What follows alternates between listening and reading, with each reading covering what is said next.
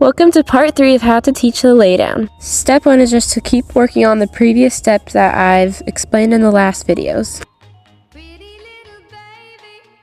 The next step to work on is getting them to hold up one of their front legs for at least longer than 3 seconds. Once you got that down pretty well, you can ask them to hold it up for even a little longer.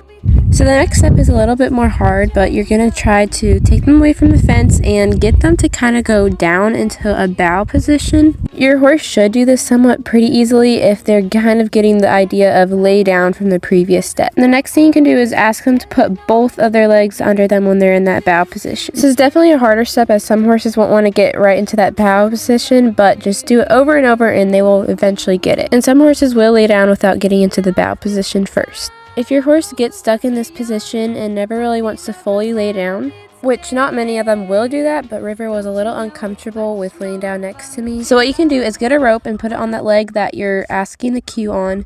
And what you do is just hold it up and wait until they lay down. If they try to get up, you can kind of correct them and guide them back down. It's not forceful or anything, it just helps them to really get that lay down. Most horses don't need the rope, but I feel like Mustangs sometimes find it harder to lay down right next to you if they're uncomfortable. Anyways, I hope this little series helps you and your horse figure out the lay down trick.